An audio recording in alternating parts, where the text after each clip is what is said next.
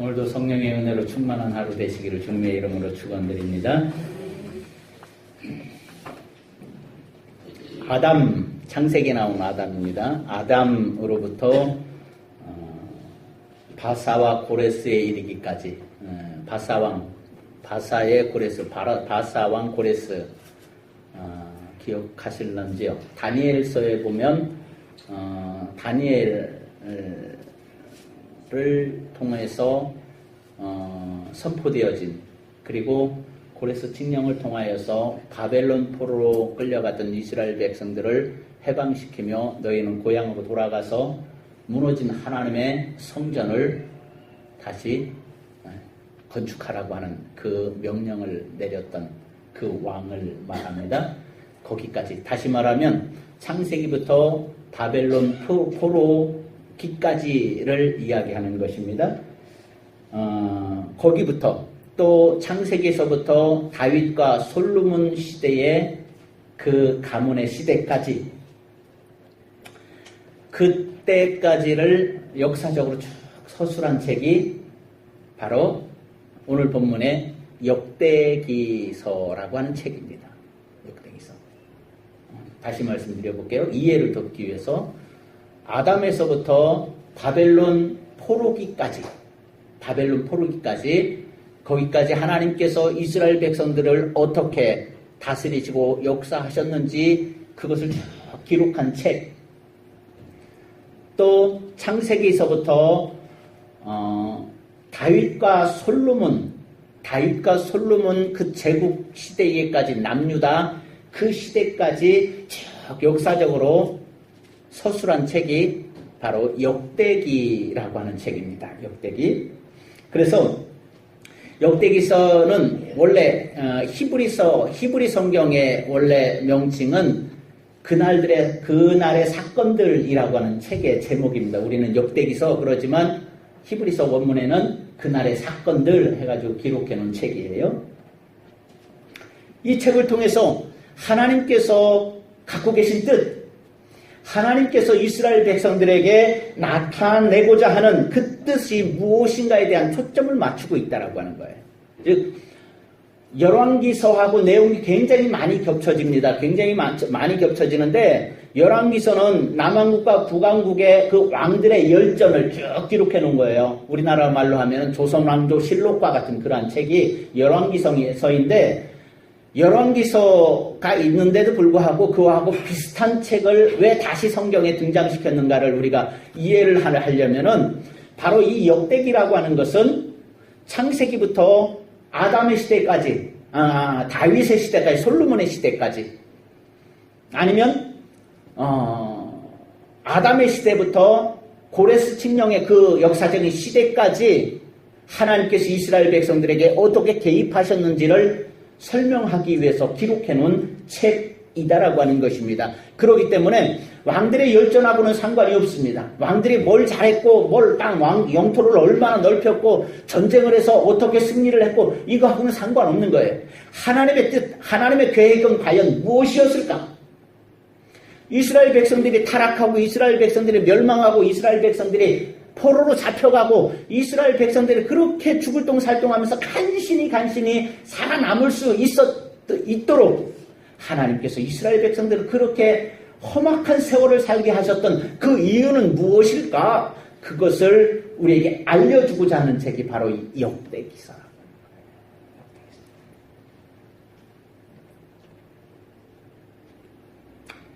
그래서 예루살렘 성이 왜 무너졌을까? 또 왜 하나님의 성전에 있던 그 터는 우리말로 표현하면 쑥대밭이 되어졌을까? 여러분 그거 아십니까? 성터가 무너진 곳을 가보면 대체적으로 쑥밭입니다. 쑥이 많이 자라 있습니다. 그래서 우리는 쑥대밭이라고 하는 표현을 쓰는데, 쑥대밭이라고 하는 것은 완전히 망했다라고 하는 것을 표현을 하는 것이거든요. 이 집안이 이거 쑥대밭이 됐구나, 이렇게 표현할 때 말입니다. 이스라엘 예루살렘이 왜 이렇게 황폐해졌고 그 하나님의 성전이 있던 그 거룩한 터가 왜 이렇게 황폐해졌는가? 왜 이렇게 쑥대밭이 되었는가? 그런 것을 역대기서를 통해서 밝히려고 하는 것입니다. 밝히려고. 그를 통해서 왜 우리 민족이 이렇게 고통 중에 살고 있는가? 라고 하는 것을 깨닫게 하기보다는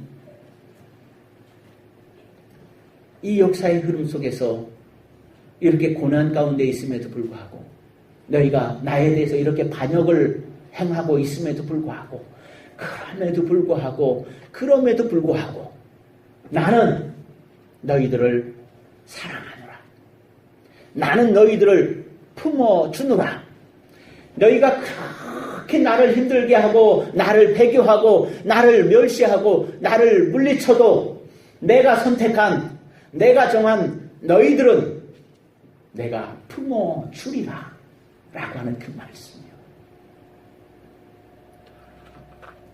그래서 좌절과 실망과 낙심하기보다는 소망과 회복을 선포하되 그 근거를 제시하려고 하는 것이 바로 오늘 역대기 서를 통해서 나타나는, 즉 포로기 이후에 이스라엘 백성들의 신앙적인 관점에서 이스라엘의 역사를 다시 한번 되짚어 가는 것을 볼 수가 있는 것입니다. 그것이 역대기서의 내용인 거예요. 그래서 우리가 구약 성경 읽다 보면 사무엘서에서부터 열왕기하까지 쭉 읽다 보면 그 많은 내용들이 역대기서에 똑같이 반복되어지는 말씀들이 굉장히 많아요. 그래서 이 비슷한 성경을 왜 만들어 놨을까? 왜 또 다시 이렇게 추가했을까? 그런 것을 우리가 고민하게 되어지는 거예요. 역대하 36장 22절에서부터 23절에 보면 바사의 왕 고레스 칙령에 대해서, 배경에 대해서 나타나고 있습니다. 그것은 똑같이 에스라서 1장 1절에서 3절 말씀에 보면 나오는데 그 말씀이 똑같이 병행되어지는 말씀이에요. 그 말씀이 똑같은 구절이 똑같이 이렇게 다른 책에서 이렇게 기록하고 있는 그 내용들을 우리가 살펴보면 왜 그랬을까? 왜 하나님은 왜 이스라엘 백성들에게 그렇게 때로는 귀찮을 정도로 개입하셨을까? 하나님을 버리고 하나님을 모른다고 하나님을 멀리하면서 살아가는 그들을 왜 하나님은 끝까지 그들을 지켜주시고 보호해주시고 또 인도해주시고 또 품어주시고 그들이 회개하고 다시 돌아올 때까지 하나님은 또 기다려주시는 이유는 무엇일까? 이스라엘 백성들을 가르치고 훈련하고 그들에게 말씀을 선포하면서 그들을 깨닫게 또 깨닫게 하려고 애쓰고 또 애써도 그들이 귀를 막고 눈을 닫아버리고 하나님을 멀리 하려고 할 때 하나님은 왜 이방 민족을 들어서 그들을 깨우치게 했을까? 라고 하는 그러한 관점에, 신앙적인 관점에서 성경을 바라보게 하는 책이라고 하는 것입니다. 이런 것을 우리가 다 알려면 정말 어려워요. 성서대학을 해가지고 공부를 한다고 해서 다 알 수 있는 것도 아니고요. 정말로 역사적인 이스라엘 역사를 우리가 전문적으로 공부해야지만이 알 수 있는 그러한 내용들이 있잖아요. 우리의 역사, 2조 실록에 있는 그 내용들도 우리가 잘 모르는데, 고려 왕조도 잘 모르는데, 삼국시대도 잘 모르는데, 신라의 천년왕국도 우리는 잘 모르는데 이스라엘의 천년왕국을 우리가 어떻게 이해할 수 있겠느냐라고 하는 거예요. 어렵죠. 어려워요. 그래서 우리가 이 역대기서를 우리가 쭉 읽다 보면 한 가지 참고하시라고 제가 말씀을 드려보면 이런 부분이 있습니다. 즉 열왕기서에는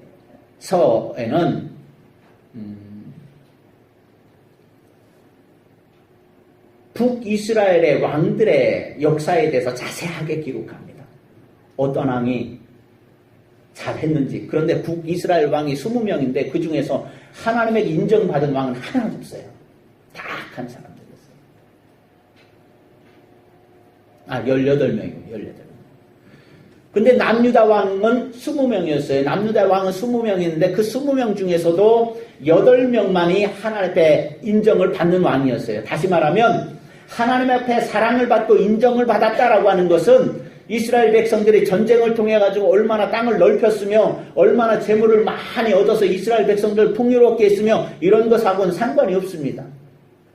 왕들이 하나님을 믿었느냐 안 믿었느냐, 왕들이 하나님 앞에 제사를 했느냐 안 했느냐, 이스라엘 백성들에게 하나님께서 왕들이 이스라엘 백성들에게 하나님을 경배할 수 있도록 하나님을 예배할 수 있도록 그들에게 배려를 했느냐 안 했느냐, 가르쳤느냐 안 가르쳤느냐, 이것이 선하다, 의롭다 라고 하는 기준이라고 하는 것입니다. 그래서 역대기에서 보면 열왕기에서 읽었던 그러한 내용들이 빠져있는 것을 우리가 볼 수 있는데, 대체적으로 유명한 사건 중에 한 사건이 있습니다. 다윗의 사건 중에서 무엇이냐면, 다윗의 부하 중에서 우리아라고 하는 신하가 있었습니다. 굉장히 충성스러운 신하입니다. 나라와 왕을 위해서 자기 안위도 다 버리고 오직 충성하는 그러한 신하였는데, 그의 아내 밧세밧이 너무너무 아름다워서 그 충성스러운 신하를 전쟁터에 일부러 막 밀어 넣어가지고, 이건 살인 교사지요. 우리 요즘 표현으로 하면 왕이 자기 부하를 죽이려고 살인 교사를 한 것입니다. 엄청나게 나쁜 것이고, 또 어떻게 보면 왕들의 열전에 기록하기에는 정말로 추악한 것이고, 그런데 이스라엘 백성들에게는 다윗 왕은 어떠한 사람? 성군이란 말입니다. 다윗 왕처럼 그렇게 신앙이 좋고 하나님께 사랑받고 위대한 왕이 없단 말입니다. 그런데 이건 아주 지옥적인 것이잖아요. 그러니까 이런 내용은 어떻게 해요? 싹 뺐어요. 역대기에서는 읽어볼 수가 없어요. 또 다윗의 아들들 중에서 이런 아들들 있죠. 장남 압살롬이 다윗이 늙었을 때 반란을 일으키죠. 또 그의 아들 중에 아도니아라고 하는 왕자가 있는데, 이 왕자가 또 반란을 일으켜요. 물론 다 진압이 되어지지만 왕자의 난에 대해서는 역대기에서는 또 싹 뺐습니다. 우리가 잘 알고 있는 솔로몬, 정말로 훌륭한 왕이죠. 지혜와 명철이 뛰어나고 또 신앙도 굉장히 뛰어나고 하나님 앞에 기도하고 또 일천번제의 사건을 통해서 하나님이 직접 나타나서 솔로몬에게 축복해 주시잖아요. 그렇게 하나님 앞에 귀하게 쓰임받았던 솔로몬의 과호, 즉 솔로몬이 하나님을 어떻게 배교했는지, 즉 하나님을 어떻게 버렸는지, 우상을 어떻게 섬겼었는지, 이러한 내용에 대해서는 역대기에서는 또 싹 뺐습니다. 싹 뺐어요. 비신앙적이며 자랑스럽지 못했던 북왕국 왕들의 열전에 대해서는 또 다 뺐고, 그렇게 뺐던 이유들을 우리가 생각해 보면 무엇일까? 남이스라엘은 남유다죠. 남유다는 다윗의 가문입니다. 베냐민과 다윗의 가문으로 만들어진 국가이고, 그리고 북왕국은 나머지 10지파를 통해서 만들어진 국가인데, 다윗의 가문에서 이 역대기서를 썼다라고 하는 것입니다. 그러니까 다윗의 흠이 되어지는 것은 빼는 것이고요, 솔로몬의 흠이 되어지는 것은 뺐던 것이고요.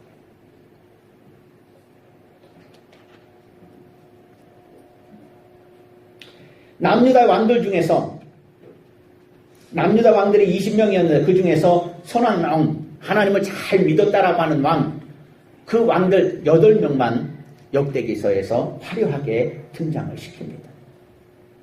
그 왕들 중에 대표적인 왕이 히스기야 왕, 기억할 수 있죠? 그리고 여호사밧 왕, 그리고 오늘 본문의 주인공 요시야 왕. 근데 이 요시야 왕은 우리가 알다시피 종교개혁에 성공한 사람입니다. 왜냐하면 그의 증조부 할아버지는 히스기야 왕은 정말로 신앙이 좋았던 사람이고 하나님을 잘 섬겼던 사람인데 히스기야 왕 그의 아들과 그러니까 요시야 왕의 할아버지와 그리고 요시야 왕의 아버지는 하나님을 안 섬긴 사람들입니다. 하나님을 안 섬긴 사람. 우상을 섬겼던 사람들입니다. 그리고 성전이 다 폐허가 되어져 가지고 엉망이 되어진 그러한 상황이었어요. 근데 요시야가 8살에 왕에 등극해 가지고 성장을 하면서 종교개혁에 성공을 하면서 즉 하나님의 성전을 수리하다가 그 성전에서 발견된 모세의 율법책을 발견합니다. 기가 막힌 것이죠. 그것을 대제사장으로부터 받은 요시야 왕은 모든 유다 백성들, 베냐민 지파의 모든 백성들을 다 불러 모아놓고 그 율법을 잘 읽어요. 그리고 요시야 왕이 그 율법책을 자기 처소로 가져가가지고 그 처소에서 그 율법책을 앞에 놓고 하나님 앞에 서원을 하는 것입니다. 그 서원의 말씀이 오늘 본문의 내용인 것입니다. 요시야 왕의 성품은 본문 2절 아니면 열왕기상 22장 2절에 잘 나타나 있습니다. 이렇게 병행되어질 수밖에 없죠.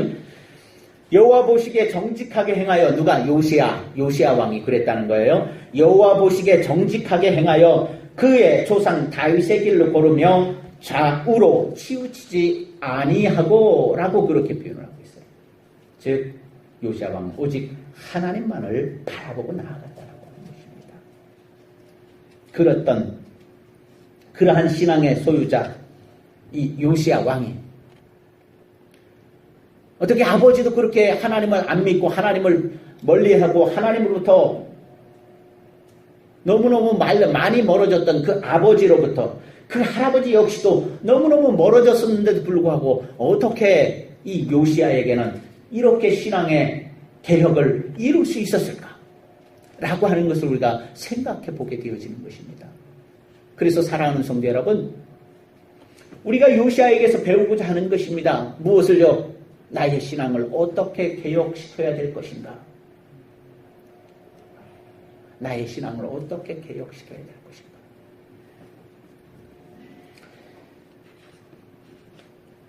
먼저 요시야 왕이 신앙 개혁에 성공할 수 있었던 것은요, 첫 번째로 그렇게 꼽습니다. 뭐라고 꼽냐면, 요시야에게는 귀중한 동역자들이 있었다. 사랑하는 성도 여러분, 신앙생활은 결코 혼자 하는 것 아닙니다. 꼭 교회 가서 예배해야 되나요? 집에서 예배해도 되지. 그럴 수도 있죠. 꼭 교회 가서 헌금을 하고 11조를 해야 되나요? 내가 봐서 어려운 사람들, 또한 어려운 이웃들에게 내가 내 것을 가지고 나누어주고 또 그들에게 베풀면 되지. 맞아요. 그럴 수도 있어요. 목사님 꼭 예배당 가서 청소해야 됩니까? 우리 집 청소만 잘해도 되죠. 그래요. 맞아요. 예수 믿는 사람은 우리 권사님들, 집사님들 우리는 요즘에는 남자들도 한다죠. 우리 성도 여러분, 내 집의 주방은 깨끗하게 정리하고 삽시다. 내 집의 주방. 내 집에서 그렇게 깨끗하게 하면 되죠. 요즘에는 얼마나 또 미디어가 많이 발달되어 있습니까? 기독교 TV도 잘 나오죠. 거기에 보면 유명한 목사님들 설교를 다 들을 수 있는데요. 또 예배도 실황 중계하잖아요. 하여튼간 매스미디어가 발달하면서 우리에게 유익함도 주지만 교회에 악을 끼치는 것도 너무너무 많아요. 너무너무 많은데 TV 보면서 예배 처음부터 끝까지 다 참여하고 그들과 함께하면 예배 드리는 거지요. 뭐 꼭 교회 가서 예배 드려야 됩니까? 라고 그렇게 반문할 수 있어요. 여러분 생각은 어떻습니까? 그런데요, TV 보면서 함께 따라하고 함께 참여해도 그렇게 예배 드리는 거랑 와서 같이 성도들과 함께 부대끼며 성도들과 함께 눈을 마주치며 성도들의 따스한 온기를 느껴보며 성도들의 삶의 애환들을 들어보며 그러면서 함께 기도하고 하는 그 신앙을 어떻게 채워갈 수 있단 말입니까? 신앙생활은요, 혼자 하는 것이 아닙니다. 함께 하는 것입니다. 함께. 그래서 요시아가 신앙개혁에 성공할 수 있었던 그 첫 번째 요건은 바로 요시아에게는 신앙의 동역자들이 좋은 동역자들이 있었다라고 하는 것입니다.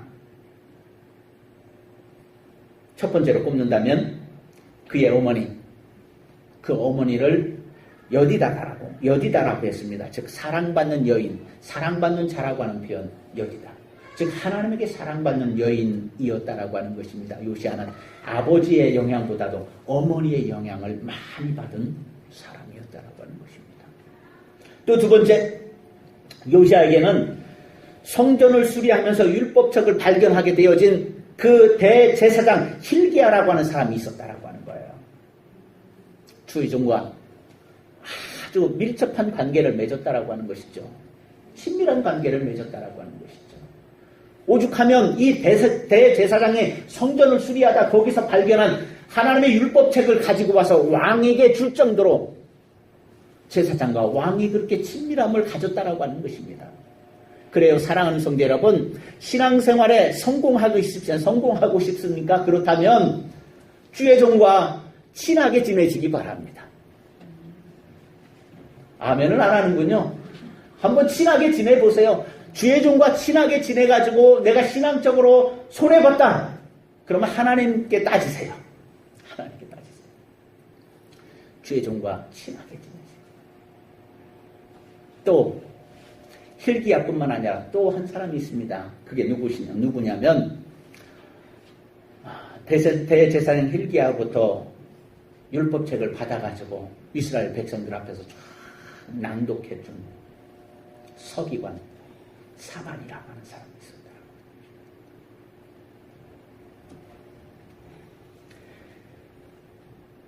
그뿐만 아닙니다. 여자 선지자 중에서 훌다라고 하는 선지자가 요시야 왕 때 활동하던 사람이었다. 그래요. 사랑하는 성도 여러분, 내가 신앙생활하면서 내가 신앙으로 살아가면서 나의 신앙의 동역자가 있다라고 하는 것은 하나님이 나를 축복해주고 있다라고 하는 증거라고 믿으시기를 바랍니다. 내가 신앙생활을 잘 할 수 있도록 나를 돕는 신앙의 동역자가 있다라고 하는 것을 기뻐하시길 바랍니다. 감사하시길 바랍니다. 그래서 하나님께 나를 귀하게 쓰시기 위함이라고 하는 것입니다. 두 번째, 요시아가 신앙개혁에 성공할 수 있었던 두 번째 이유는 바로 그것입니다. 첫 번째는 그의 신앙의 동역자들이 있었다라고 하는 것이고, 두 번째는 무엇이냐면 요시아는 오직 말씀이라고 하는 것입니다. 율법책을 통해서. 율법책을 통해서. 대제사장 hil기야에게 받았던 그 율법책을 가지고 백성들에게 다 낭독시켜주고, 그리고 다시 그것을 자기 처소에 가가지고 그것을 읽으면서 하나님 앞에 자기의 신앙을 다시 기준을 세웠다라고 하는 것 아닙니까? 사랑하는 성도 여러분, 신앙의 기준은 누가 뭐라고 해도 하나님의 말씀입니다. 성경입니다. 종교개혁자들의 신앙개혁을 하면서, 종교개혁을 하면서 첫 번째 모토로 세웠다는 것이 무엇입니까? 솔라 스크립처, 오직 성경이라고 하는 것입니다. 오직 성경. 오직 성경이라고 하는 것입니다. 그래요. 사랑하는 성도 여러분, 성경을 많이 읽으시기 바랍니다. 하나님의 말씀을 많이 읽으시기 바랍니다. 하나님의 말씀을 많이 들으시기를 바랍니다. 기회를 만드시기 바랍니다. 바빠서 시간이 없어요? 아니에요. 바빠도 시간을 만들어야 됩니다. 바빠도 만들어야 됩니다. 우리 세상말에 그러한 말이 있잖아요. 뭐라고요? 하늘이 무너져도 솟아날 구멍이 있다라고요. 우리 인생이 앞뒤가 다 꽉 막혀 있다라고 할지라도 우리가 다시 일어설 수 있는 그 빛은 오직 성경이라고 하는 사실을 기억하시기를 바랍니다.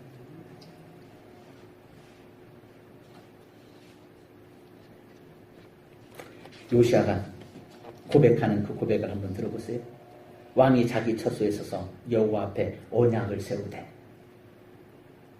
왕이 자기의 처소에 서서 여호와 앞에 언약을 세우되 마음을 다하고 목숨을 다하여 여호와를 순종하고, 다 같이 따라해 봅시다. 마음을 다하고 목숨을 다하여 여호와를 순종하고 그의 계명과 법도와 율례를 지켜. 할렐루야. 이것이 요시아가 신앙개혁에 성공할 수 있었던 성경을 사랑하는 마음이었다라고 하는 것입니다.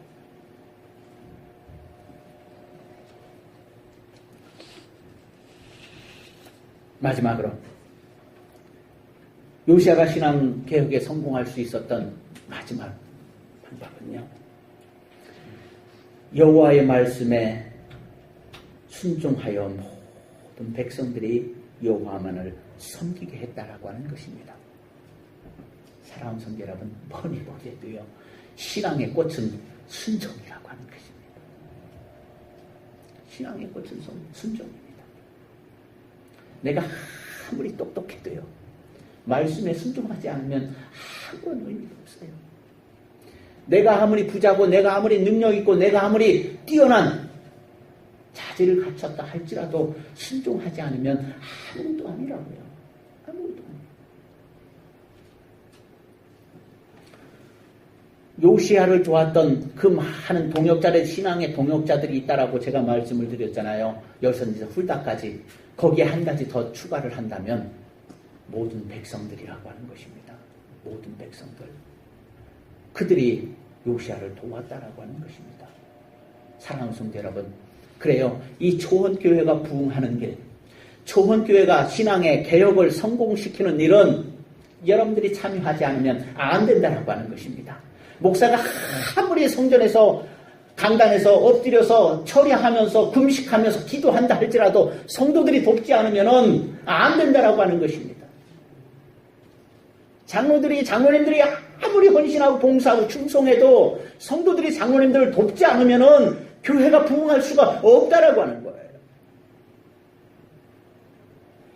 이스라엘 백성들이 그렇게 요시아를 도왔고 왕의 말에 순종했고, 그래서 왕의 명령에 따라서 모든 이스라엘 백성들이 하나님만을 섬겼다라고 하는 것 아닙니까?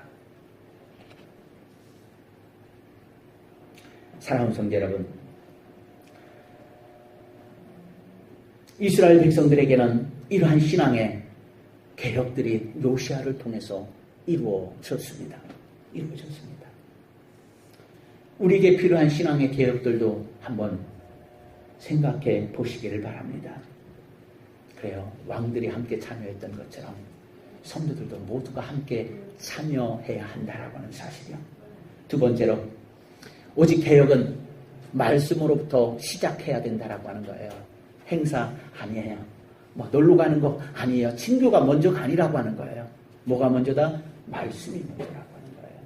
성도들이 말씀을 열심히 읽고 듣고 묵상해야 된다라고 하는 것입니다. 세 번째, 개혁은 지속적이어야 된다라고 하는 거예요. 말씀 한번 딱 읽고 한 장 읽고 개혁했지 뭐 안 된다라고 하는 것입니다. 어제도 읽고 오늘도 읽고 내일도 읽고, 말씀은 지속적이어야 된다라고 하는 것입니다. 사랑하는 성도 여러분, 그래요. 이스라엘 백성들이 신앙교육에 성공할 수 있었던 것은 바로 유월절을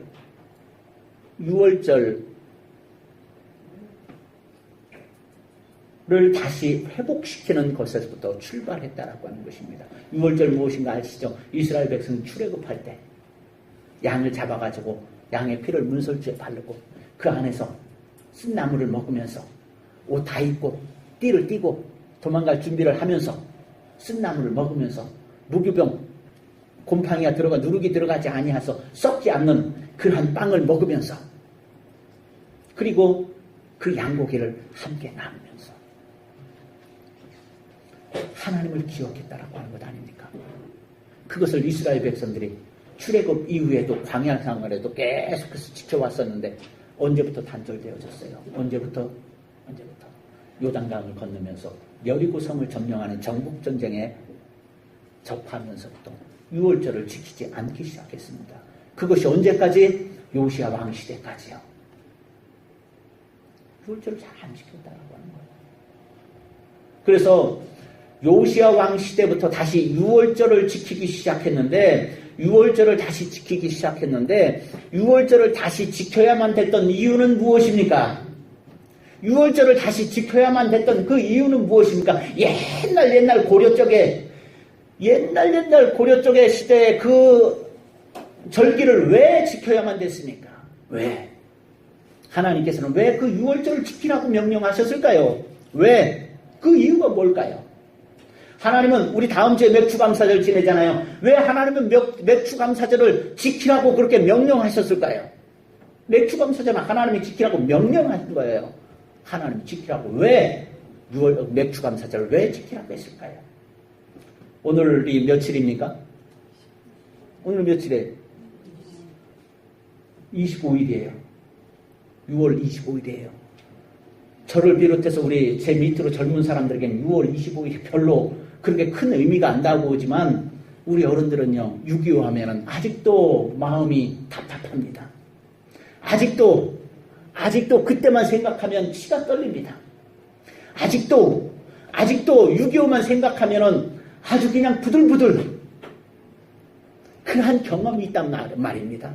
그런데 왜 이 6월절, 왜 6.25를 우리는 왜 기억해야 됩니까? 왜요? 왜? 그 이유가 있기 때문이다라고 하는 거예요.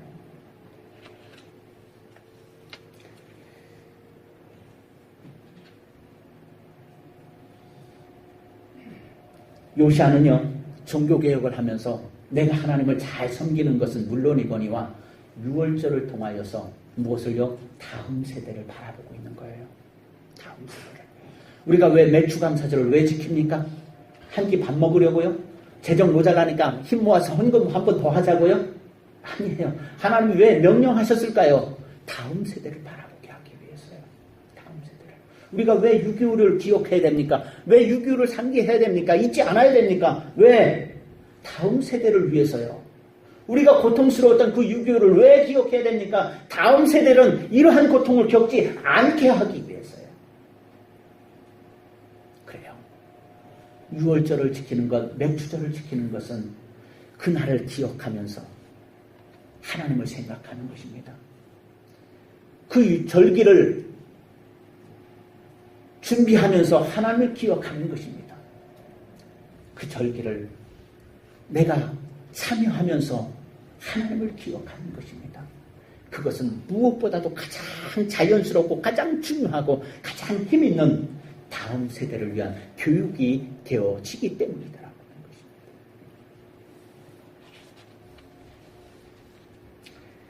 사랑하는 성도 여러분, 요시야와 같이 마음을 다하며 뜻을 다하며 힘을 모아서 모세의 모든 율법을 따라 여호와께로 돌이킨 왕은 요시야 전에도 없었고 후에도 그와 같은 자가 없었다라고 하는 이 말씀처럼 요시야처럼 신앙의 개혁을 성공하기 위해서 우리는 다음 마음을 같이 하는 그러한 신앙, 뜻을 같이 하는 그러한 신앙, 힘을 다하여서 오직 하나님을 믿는 요시야를 본받는 그러한 신앙으로 바르게, 의롭게, 선하게 살아갈 수 있는 신앙의 개혁자들이 되어지시기를 바랍니다.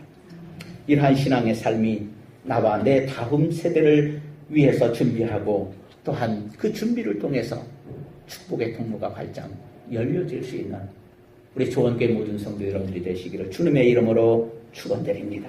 기도하시겠습니다. 하나님 아버지 감사합니다. 하나님께서 요시야를 쓰시기 위해서 그의 동역자들을 불러주시고 또한 그에게 말씀을 허락하여 주시고 또한 그와 함께 백성들과 하나님께 순종하며 신앙의 개혁을 성공할 수 있었던 것처럼 아버지 하나님, 우리들도 요시야 왕의 그 신앙을 본받아서 오직 말씀으로 돌아가며 나의 신앙의 동역자들과 함께 하나님을 경외하는 모든 그리스도인들이 되어질 수 있도록 하나님 축복하여 주옵소서. 예수님의